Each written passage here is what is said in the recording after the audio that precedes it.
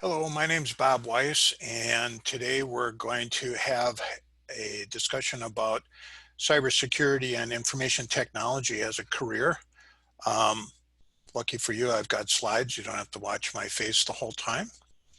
So I'm going to share the screen right now, and we'll get into this presentation. So what's it like, cybersecurity as a profession? I'm going to be talking mostly about cybersecurity, but honestly, if you're looking to get into cybersecurity, you're going to probably come in through a straight information technology job, starting someplace like a help desk or a desk side support or in a repair facility or something like that. So we'll just get into this here. There we are. A little bit about me. My name again is Bob Weiss, and I have a bunch of alphabet soup behind my name. These are industry certifications. Most of them are related to either the cybersecurity profession or they're certifications that I hold because I also do a lot of training in those particular certification tracks.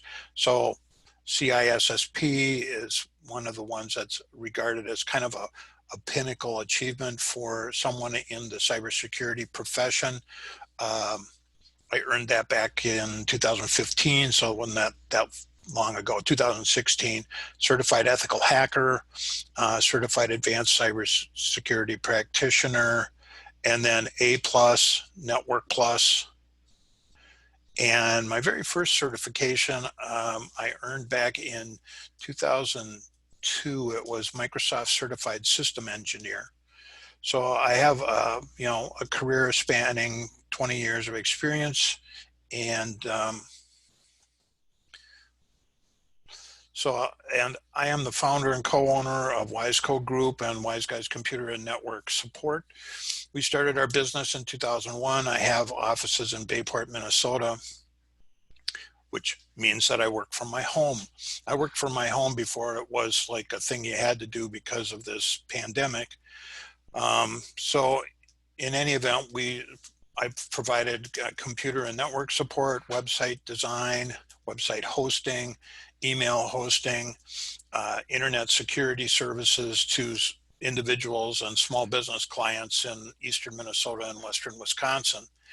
And these services include employee security training, security audits, vulnerability scanning, penetration testing, computer forensics, cyber attack prevention and remediation, and what have you. So I am also currently working as an instructor, teaching primarily information technology and cybersecurity courses that lead to one of the certifications that you saw there on the other slide. I was also hired by a managed service provider, a large computer support company that provided computer support to like around 500 other businesses, and to develop specifically a cybersecurity practice area for that company. And I sit on a number of boards of different cybersecurity professional associations.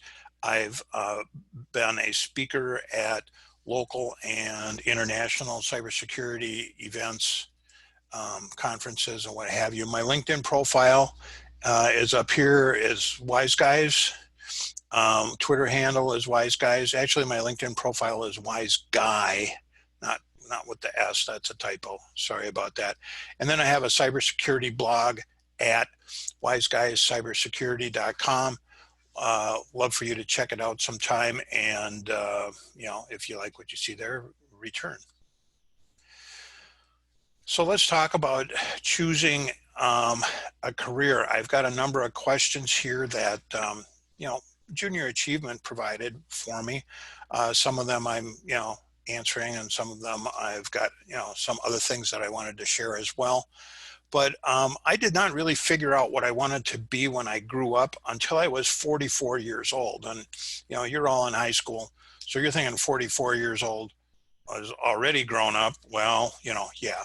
But I spent the first 20 years of my career, my working life, trying out different things and doing stuff that I enjoyed or stuff that I enjoyed and allowed me to make a decent amount of money. And it was a while before I found what I guess I would call my true calling. When I was in high school, I thought it would be great to be a writer, a famous author. And when I went to college, I majored in English. I figured that I might get into teaching until my writing career took off and I became really famous. I went to college for 3 years. I didn't graduate. There were a lot of circumstances at the time that, caused me to drop out. I had planned to go back and finish, never did. I am, now 65 years old. I don't think I'm going back to college, but you never know. It could happen. I've had many different jobs in, my very first job, like, for many people, I delivered newspapers. My first, real job, I worked as a cook in several food service operations, got into management in that industry. When I say I worked as a cook, I actually started as a busboy and dishwasher and worked my way up to pot and pan washer. And then I worked my way up into salads. And then I got onto the grill. And the rest, as they say, is history. I really did enjoy the food service business. I enjoyed cooking. I enjoyed meal planning. I got into management in that industry and I even enjoyed that. But eventually I realized that it was never going to provide enough money for me to do what I wanted to do with my life. And so I went looking for another job, and all that I required of that job is that A, it wasn't cooking, and B, it paid more money. Excuse me. So I got a job in warehousing, and in a big warehouse that was a wholesaler for office supplies and office furniture and products on that order. Paid a lot better. Wasn't terribly mentally stimulating, so my brain was kind of turning into putty. And one of the customers of this business, I was helping load their product into their truck, and the owner was there, and he asked me if I'd ever thought about sales as a career, and I hadn't, but we talked a little bit. He made me an offer that I couldn't refuse, and I took it. And it turned out I was pretty good at sales. And in order to become better, I did a lot of self-study of sales training courses and live seminars, audiobook form, which in those days meant it was, I had like cassette tapes. Oh my. And then eventually we got CDs, and, I basically do my training in the car as I was driving from one sales call to another. It was a very efficient way to develop that training. I got involved in a professional association of salespeople that met once a month. I got into leadership in that group, got on the board, and learned a ton in the process. Now, there's a pattern in my life here that's starting, and, what is it? Well, get good at something, do some training in order to get better at something, get into a professional association in order to meet with and hang out with other people like me in the same profession, and then get involved as a volunteer on boards of these groups. This is how you elevate yourself in your career. A lot of people just go to work, put in their 9 to 5, punch out, go home, and we're done. And that's one way to do it. But understand that if you're really looking to move forward and really have a career, as opposed to having a succession of jobs, and there's a distinction there. Succession of jobs means that you found a bunch of people who are willing to pay you every other Friday. Having a career means you were doing something that you liked well enough that you might have been willing to do it for free, but it paid you as much money as you were hoping to make. That's a career. So anyway, I got into selling telecommunications products and services, which is how I ended up in information technology. I sold or managed sales teams selling pagers, or what we call beepers, an early radio device before cell phones. And then I got into cell phones back when they were analog, before they were digital, sold long distance services. And then I got into selling local telephone services. I ended up working for US West, which was the Bell System local phone company. Nowadays, they're known as CenturyLink. There was that company. The company, US West, ended up being the company that trained me in information technology. I had an opportunity to take a class that was a year long for 3 hours a night, 2 nights a week in the same building. Dakota County Technical College sent instructors in, and about 60 of us went through the classwork, and eventually led to the Microsoft Certified System Engineer certification. The training was about a year. It took me another year and a half to pass the 6 certifications exams. And then I was, ready to be an IT guy. I wanted to get out of selling IT and get into working with information technology products. So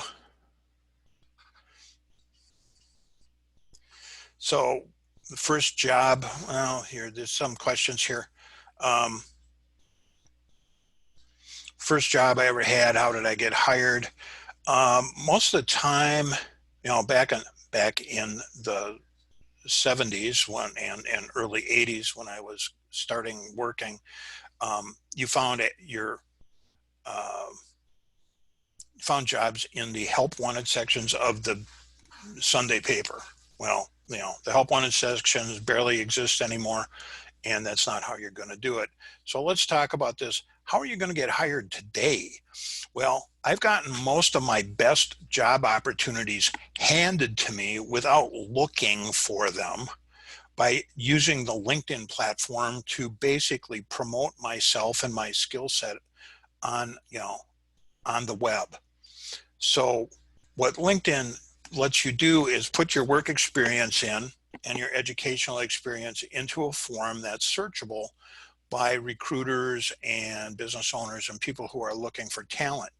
Now, for you as a high school student, you're not going to have a ton of stuff to put into LinkedIn, but LinkedIn should be something that you should be, thinking about starting right now. As your career develops, you add more information to LinkedIn, and over time it becomes a really great way to get hired. A lot of companies are recruiting right off of LinkedIn.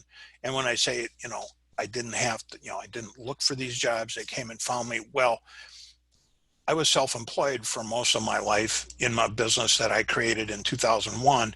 So I wasn't really looking for work, but I was always open to good opportunities that advanced my career goals. And in some cases that meant, taking a job and putting my self-employment to the side for a while. So, first job in the field I work in today would have been sales engineer for a competitive local telephone company and internet service provider called Telligent. They went out of business in 2000, which is why I started a business in 2001. What advice would I give to my younger self if I could do my career path over again? Well, there were clues in my, shall we say, I was always attracted to technology, and I had a couple of different opportunities, including one with that employer who hired me for the first sales position. I got involved in an information technology project with that employer, and they were automating something that had been done by hand. They were automating billing and invoicing and inventory and what have you, and they were putting it on some kind of fancy schmancy piece of equipment called a computer. Well, I really loved that work, and so much so that the company that was helping us put that together, I'd asked them if, it was possible that they might be looking for somebody like me who maybe didn't know a whole lot but was willing to learn, and I got turned down. He said he just, as a matter of principle, didn't hire talent away from his customers. It tended to tick off the customer, was bad for business. Made sense to me. I should have looked elsewhere, or I should have taken the next step and gone to my current employer and said, you know, I was really kind of interested in working for that guy. Would you have a problem if I asked him? I could have done that. And then I could have asked the guy a second time. Sometimes I gave up too early and ended up, you know, waiting a long time to get back into, you know, get back on what ended up being the path. There were other IT-like projects that I got into, 3 or 4 other ones. It just never gelled up until I got to US West. And maybe it never would have. What prepared me most to be a cybersecurity analyst? Well, tons and tons of reading, books, online articles, weblogs, magazines, both paper and now more frequently virtual, webinars, live online sessions. They're typically about an hour long. They train on some specific part of an IT or cybersecurity issue. There are some excellent video training resources out there. I've got a couple listed on the slide. There's a guy named Professor Messer who provides introductory IT certification training totally free of charge online. Now, he's got other products that you can buy if you want to make sure that Professor Messer isn't like starving in a, you know, basement somewhere, but he's doing fine. These 3 classes he teaches are on CompTIA's A+ certification, which is a basic information technology course. Network Plus, which is a basic information technology networking course, and Security Plus, which is a basic cybersecurity course. You can take all the training and then sign up for the certification exams. The exams are not free. The exams, generally speaking, are about $300 a piece. And but with those 3 certifications and a high school diploma, you could get hired as an entry-level information technology professional any number of places. Yes, without college. And I'm not going to say that you shouldn't go to college. Maybe you should. What I'm suggesting is that you don't have to go to college. And in fact, the training that you can get online will prepare you better for actual work in information technology than the college courses tend to be a little heavy on theory and a little light on practice. But, you know, you get a job, most employers have some sort of educational benefit. You can go to college all you want and have them pay for it instead of your poor parents who are going to have to take out a second mortgage on the home. So just saying, think about that. And then certification classes like the kind that I teach is another great way to get prepared for a career in cybersecurity. The other thing that I did was joining professional associations where I could hang out with people in my profession. Is another great way to meet people who might be looking for new talent. So it's a great way to get hired, either into a new career or a better career than the one you have now.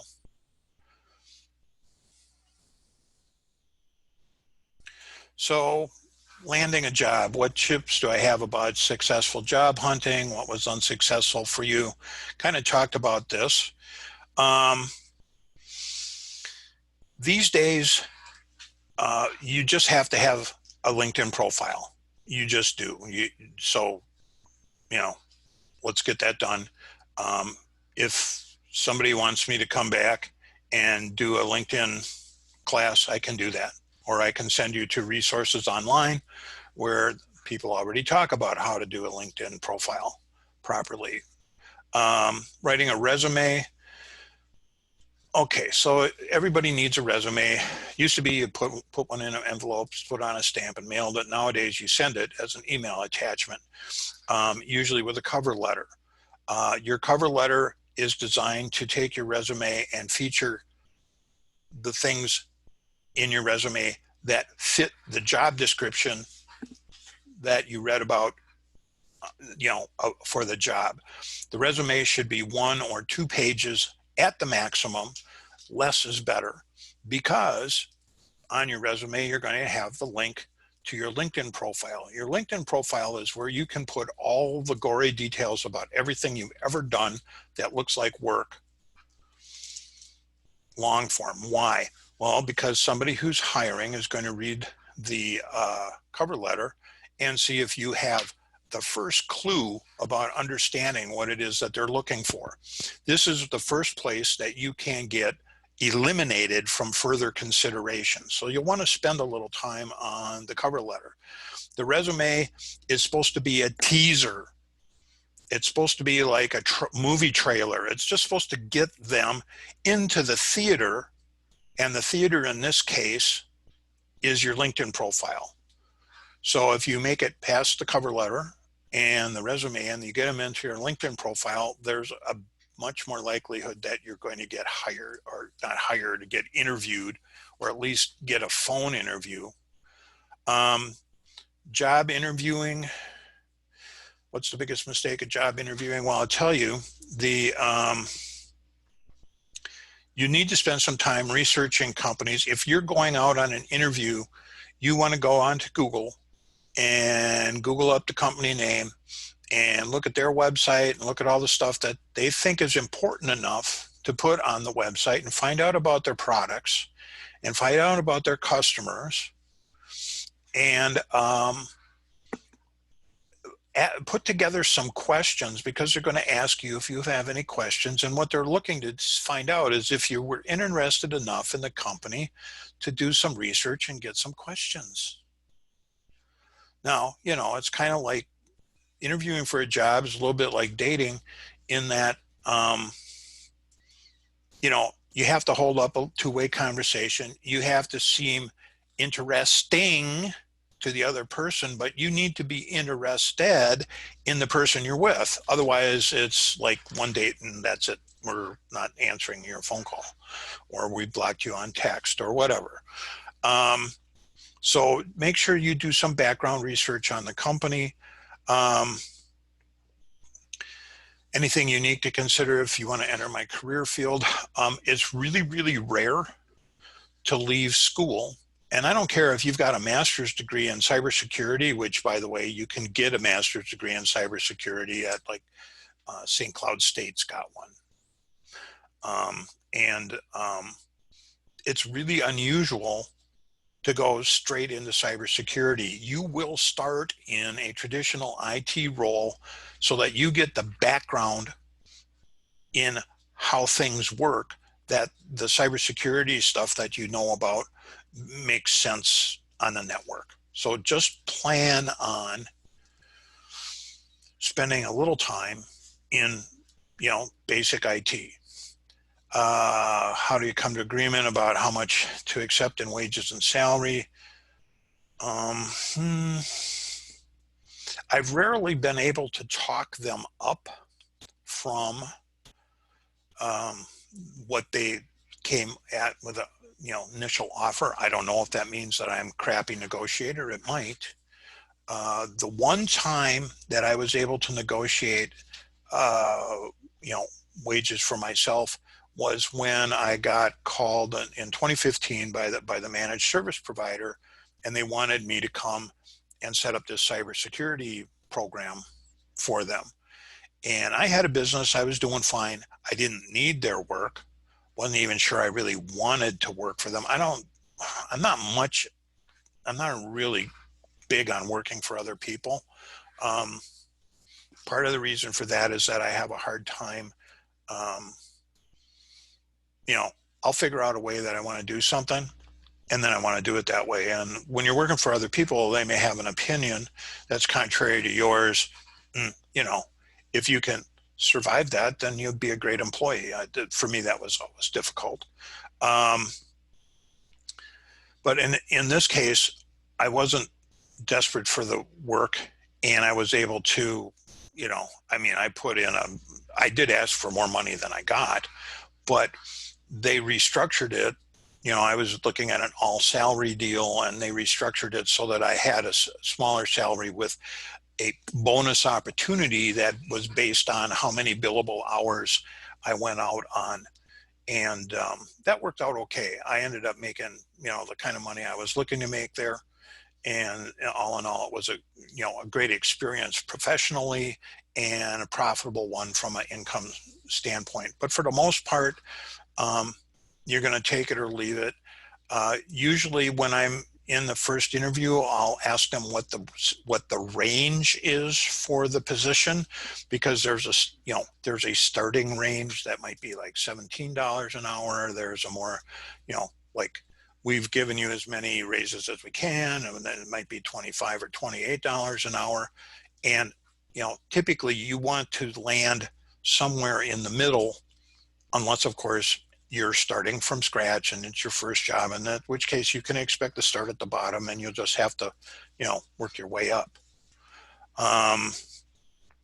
What do I look for when I hire someone? Well, that's a good question.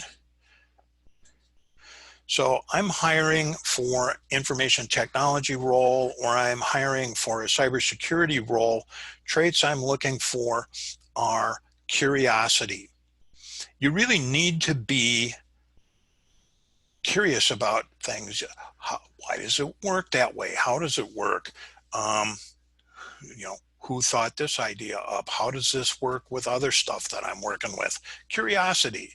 You have to have an open-mindedness. If you think you know it all, you're wrong. All right. I've been doing this a long time, and every day there's 16 new things to learn about. So you don't know it all. And information that you once knew changes, and what you once thought was correct has now become old-fashioned, and you got to move on. So you need to be open-minded. Vigilance.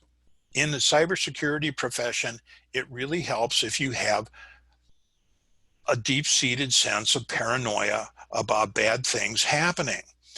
Vigilance is a constant state of readiness or awareness that you're thinking about ways that bad things can happen so that you can head them off before they happen. It's kind of a crazy way to live your life. I've always been just a little bit on the paranoid. I'm a very positive person. You might have taken that from the enthusiasm that I'm bringing to this presentation. But while I'm outwardly very positive, inwardly, I am always looking for like bad things happening. We go out to eat in a restaurant. I like to sit in the back of the restaurant, my back in a corner. If I can be near an exit, that's always nice. I like to have my eyes on the entrance. So I'm waiting for some bad dude to come in. Never happened, but that's what I'm talking about. It's nice if you like to solve puzzles. If you're like to solve puzzles, or you like Sudoku or anything like that involves like working out a solution on a limited set of information, that's exactly what information technology troubleshooting and information technology repair and cybersecurity is all about, is solving a puzzle. I like to look for professional certifications. It means you've taken the time to get the training and to pass the exam that says, I have a certain level of proficiency and I've proven it through certification. I like people who like technology. Not everybody likes technology, and there's a lot of people that are being drawn into information technology and cybersecurity now who, quite frankly, aren't particularly techy. They're not technologically savvy, and they're being brought in because they've heard that information technology, and especially cybersecurity, is a really well-paying job and kind of interesting. But you need to be able to understand the underlying technology, or it's just, it's not going to work out for you.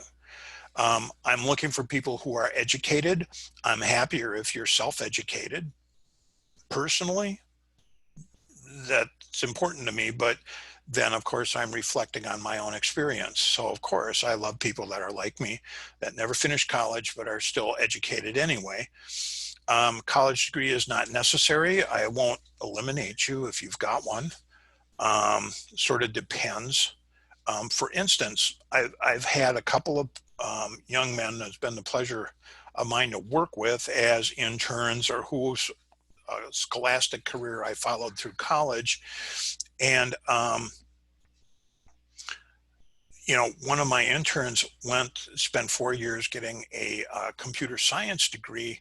And what he learned in computer science was programming in Java, which is a programming language. He wanted to do what I do, which is, install and repair and maintain, configure, troubleshoot, computers and networks and stuff like that. He didn't get any of that in college. Instead, he learned how to be a programmer.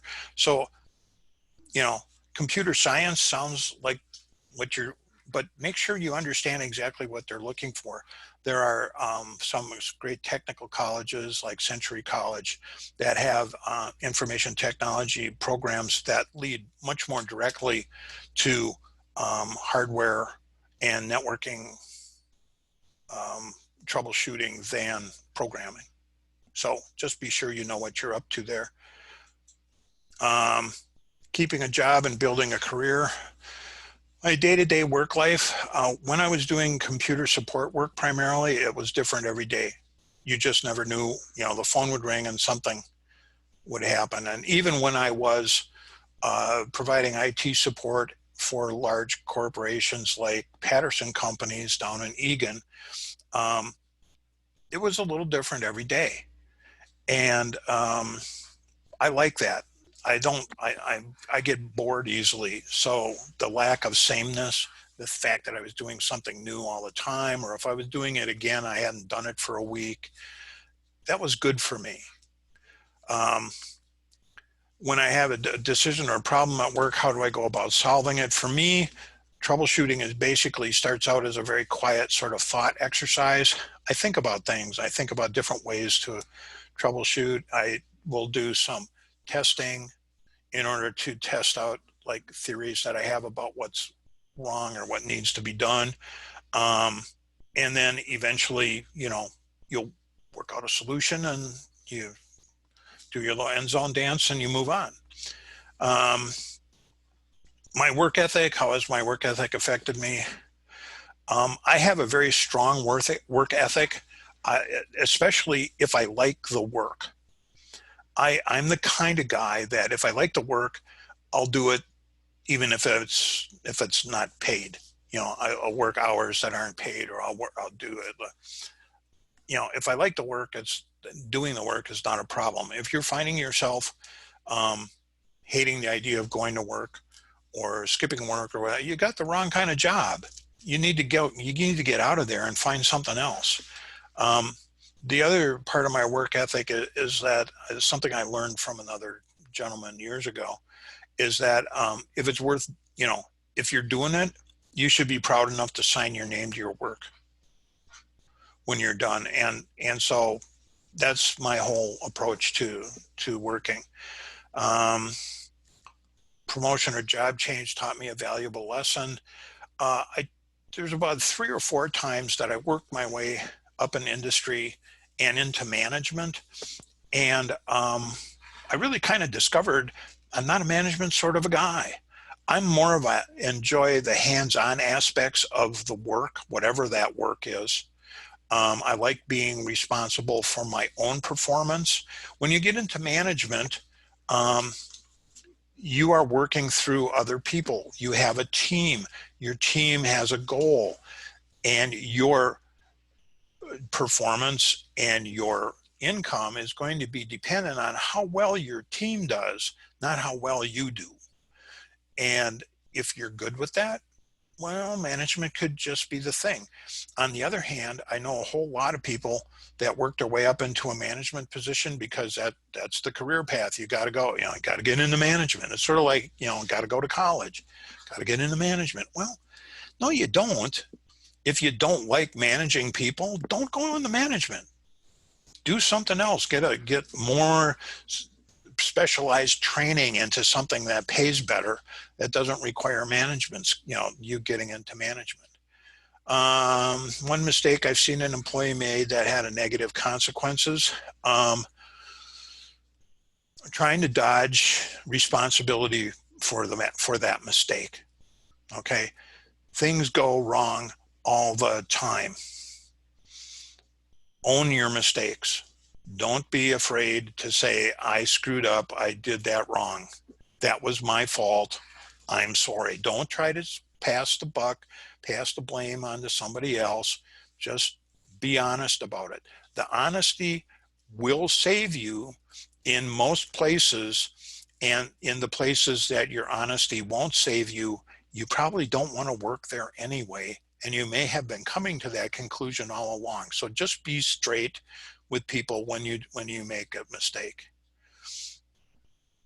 So what's a day like for a cybersecurity analyst? Well, they've got some different positions here. The Security Operations Center Analyst, or a SOC analyst. This is somebody who basically is watching a reporting system that's looking for weird behavior on the network or in computers, or they're scanning for virus infections or mysterious traffic on the network. And these systems will report to a human analyst who will decide whether there's a response required and what that response should be. They may be personally involved in responding to the attack that they've discovered. And so that's kind of like a SOC analyst. A penetration tester or pen tester gets hired usually to perform these tests on other companies, but there have been some larger corporations that have one or two of their own penetration testers on staff. And the role of penetration tester is to pretend to be a bad guy and attack the network, or attack the web server, or attack the software application, looking for weaknesses, looking for vulnerabilities that could be exploited in order to take over a machine and end up taking information or stealing money or any number of other types of cyber crimes. So a penetration tester gets to be paid to be bad, but doesn't get arrested very often. There was an unfortunate case in Iowa this year where two guys were running a penetration test, and they did get arrested by the sheriff's department and thrown in jail, and they sat there for like 4 months. Google it. That's all I'm going to say. But penetration testing is what I have done primarily in my career as a cybersecurity analyst. Network security engineer, server security engineer, these are people who are focusing on either the communication aspect of, you know, as the networks. Networks are what happen when you connect computers together and let them chat among themselves.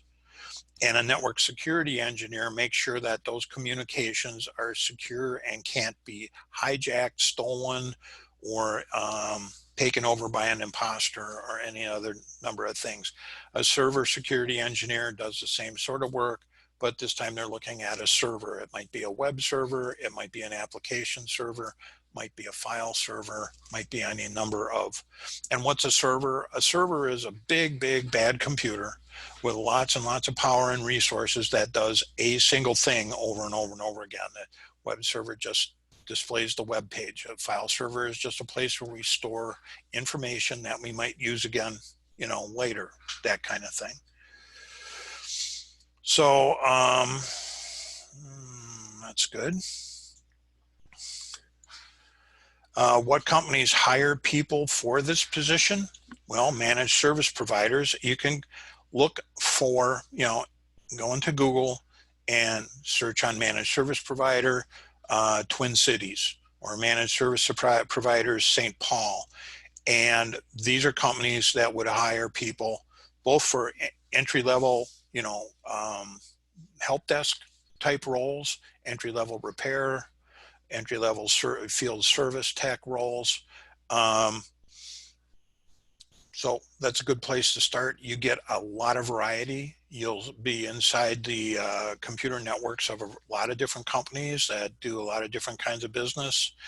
And occasionally good techs do get job offers from customer client. I've met plenty of guys who started with the managed service provider and then got hired by the company that they were supporting. So, it happens. So managed service providers, information technology support companies, very large organizations in healthcare, financial services, manufacturing, insurance, and we are blessed with a ton of Fortune 500 companies in the Twin Cities area that fit this criteria. So, you can look for those. The military. So the military the U.S. Cyber Command is Air Force. Every branch of the military has some sort of cybersecurity group. Every branch of the military has some type of IT group. It's not all about, blowing stuff up and shooting people. There's other kinds of work in the military, and I've been fortunate to do some training on military bases, and great way to go. All your education is paid for, and in the meanwhile, they pay for your housing and clothing. And military, not all bad. And then governmental agencies, this is sort of like if you've been in the military, getting into the FBI, the NSA, the CIA, into some of these other organizations is a pretty straightforward process. And the work there is very interesting. You won't be able to tell anybody about it, but it's really cool work. So now I got to get there we go. Best thing about Wiseco Group. Well, best thing about Wiseco Group, I started Wiseco Group in 2001 because I got laid off from my very first IT job as a sales engineer for Telligent. This was during a recession that was called the internet bubble. And I knew that it was going to be about 2 years before I got rehired, mostly because tens of thousands of people in IT were getting laid off as companies went out of business and what have you. And I was sort of brand new. Well, the guys with more experience were going to get hired first.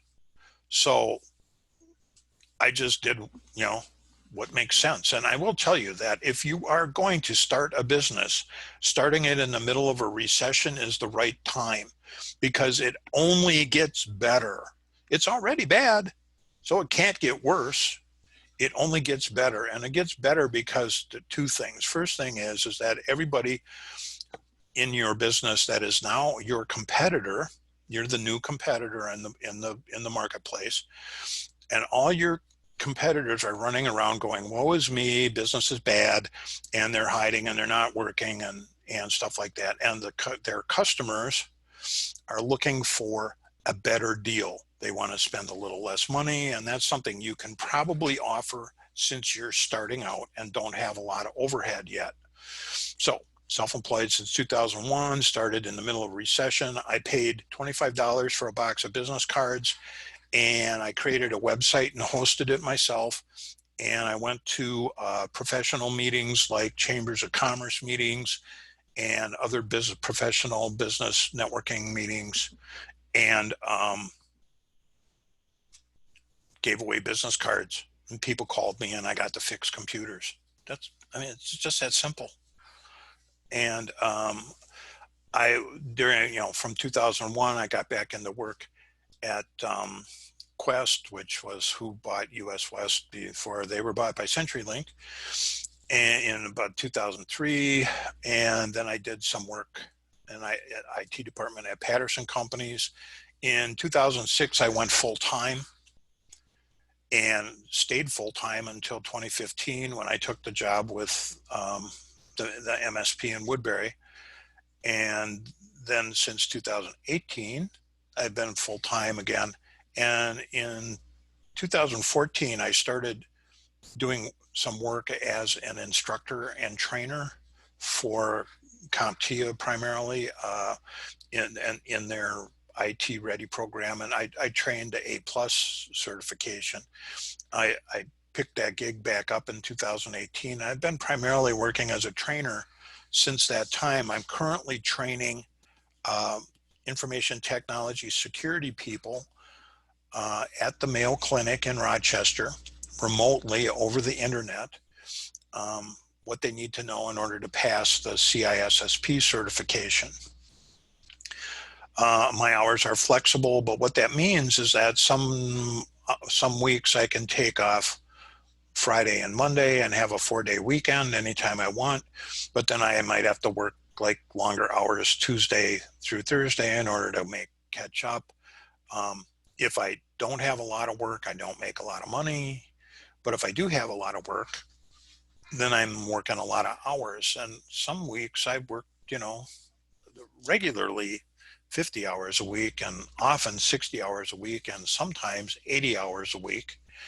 And just about the time you think you can't stand it, well, you're making a ton of money, of course, because you're doing the hours of two people. But then all of a sudden it gets quiet again, and now you're not making any money. So hours are flexible, but income is variable. I get to keep all the money my clients pay. Now let's explain that. When I worked at the managed service provider, I got paid, what the heck? I got paid about $50 an hour. Not bad money. And then there was the bonus, that went on top of that. I got paid $50 an hour. The customer got billed $200 an hour, and I got $50 an hour. Well, as a cybersecurity analyst in my own company, I charge $200 an hour, just like anybody does. I get to keep all that money. Well, actually, my wife keeps it, but boom, boom, shh. But that is something nice about self-employment. What else? Additional information. I'm going to have to get this information to Junior Achievement so they can hand it out. These are all hyperlinks that go to my, that go to my website. So this information is basically stuff that's out on my website. I've got a 3-part series on experience, certification, or degrees, what matters most if you're looking to get into IT, safe places to exercise pen testing, and then my story about the 2 poor guys in Iowa who got arrested just doing their job, the job that they'd been hired to do, got arrested. Which is, one of the little side things about the penetration testing is, you get hired to do this work, but absolutely everything you're doing is illegal. You're breaking the law with permission, but that permission doesn't necessarily protect you, which is sort of an interesting conundrum. Well, believe it or not, I'm done. So thanks for your time and attention. If you have questions or just want to connect, you can reach me at bob@wiseguys.com. That's WYZGUYS.com. You can find my LinkedIn profile at linkedin.com in wiseguy without the S. And my Twitter handle is @wiseguys. I'd be happy to take emails, from any of you that are watching this, and that's about it for me. So I am going to unshare my screen and say thanks for playing, and maybe next year I'll actually see you in person.